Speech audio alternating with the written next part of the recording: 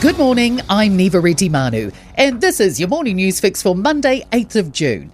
In this update, the government's quietly set aside just over $1 billion from next year's budget, but is refusing to say where it's going. The spending is only $22 million in the 2027-28 fiscal year, but that subsequently rises steeply across a 4-year period.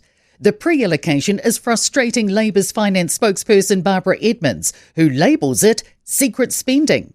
A spokesperson for Finance Minister Nicola Willis says the funding relates to an initiative under active consideration.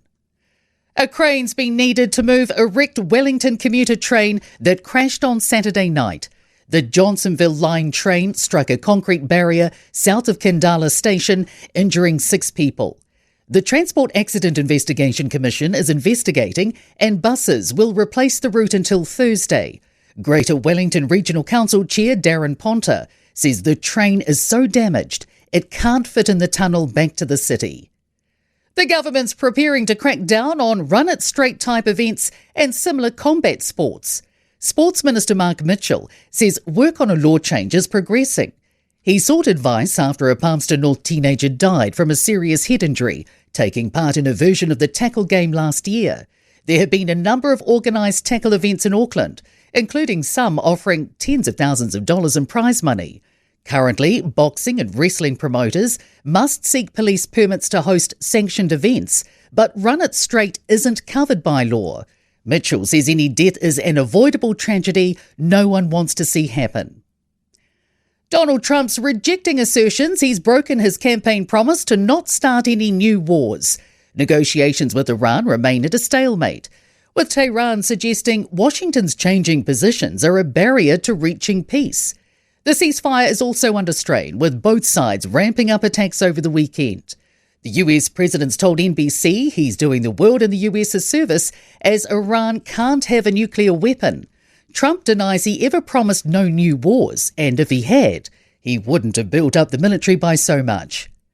Vet clinics are increasingly using buy now, pay later schemes to help pet owners pay their bills.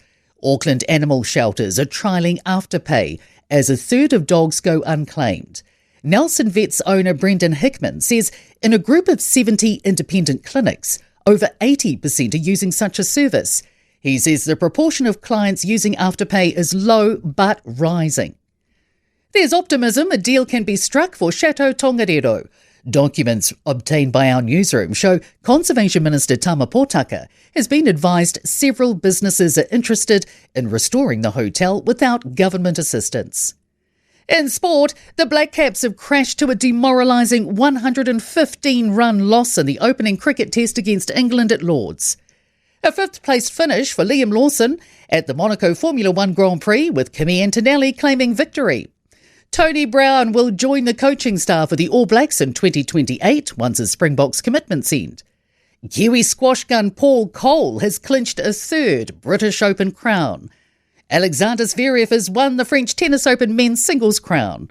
I'm Neva Manu, and that's your latest news fix. We'll be back with the next update at midday from the Newstalk ZB newsroom.